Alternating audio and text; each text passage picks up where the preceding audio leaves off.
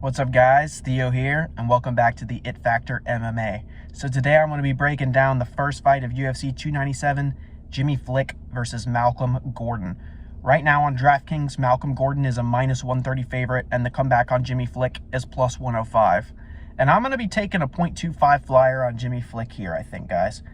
The reason being is that I rate Jimmy Flick's losses, his last two losses, higher than I rate Malcolm Gordon's losses, or honestly even Malcolm Gordon's wins. I haven't been super impressed with Malcolm Gordon.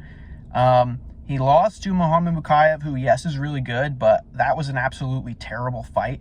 And then he lost to Jake Hadley, where Jake Hadley had an unusually good performance on the feet, showed up with some extremely crisp boxing, and ended up finishing him with a liver hit and TKO'd him on the ground. Doesn't matter how tough you are, if you get hit like that in the liver, you're going to go down. So it is what it is, but I still don't think Malcolm Gordon is very good. I don't think he should be the favorite against Jimmy Flick here. I think there's a lot of recency bias because of the fact that Jimmy Flick came back after 2 years and lost to Charles Johnson. But he hadn't really been training, and even in Jimmy Flick's losses, he has honestly not looked super bad. His output and his activity hasn't been super high, and he kind of has a bad habit of like searching for a sub, and if he can't really get you down and get a sub, he's kind of screwed on the feet. But that's really against really good strikers, right? That's against Alessandro Costa, who fought Amir Albazi and looked pretty good and made that a really competitive fight. So a loss on the feet to Alessandro Costa is not really that bad of a look, in my opinion. And also losing to Charles Johnson, who is pretty underrated after a 2-year break, I don't rate that too badly either. And the thing that I saw that I liked in those fights is Jimmy Flick is a gamer, man. He's tough as a strip of leather. Against Charles Johnson, he got his leg completely shut down, and he just continued to fight until he couldn't anymore. And against Alessandro Costa, a similar thing happened. He ended up just getting really hurt and just tried to tough it out, but he couldn't.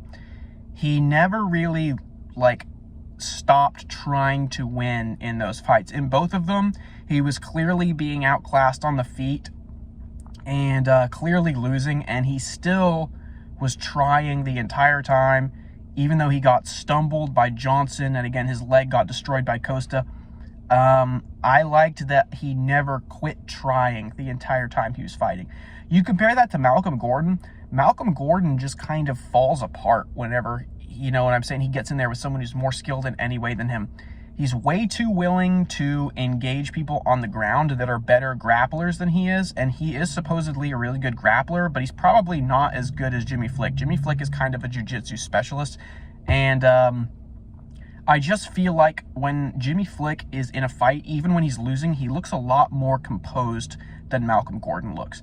Malcolm Gordon's striking is kind of sloppy, kind of reckless. He has power, but he rushes in. He's not staying back and picking his shots the way that both Alessandro Costa and Charles Johnson did. They stayed back, they picked their shots well, and Jimmy Flick was engaging them the entire time, whereas Malcolm Gordon doesn't really do that. He doesn't really get in your face and stay engaged the entire time and look for anything. He just kind of goes forward and tries to hit you, and I don't really like the way that he strikes, the way he rushes in and tries to hurt people. And again, he did survive 3 rounds against Muhammad Mukayev, but he didn't look good. He was getting dominated the whole time.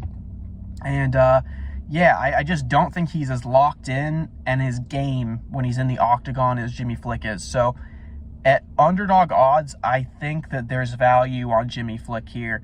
We are probably going to be taking a 0.25 unit shot on Jimmy Flick. It'll be in the Bet MMA tips along with a bet on Dricus du Plessis.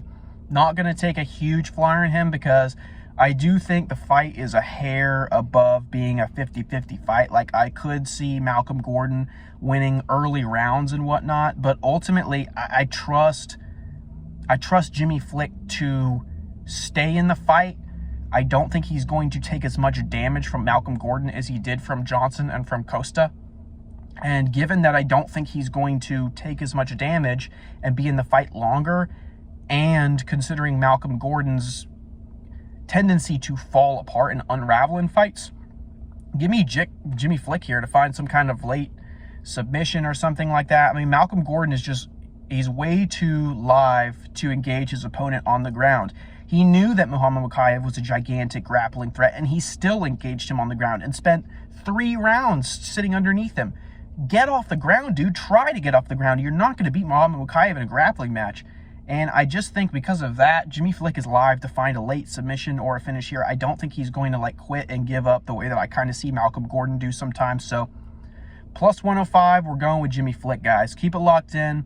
We're coming with more picks for UFC 297 later this week.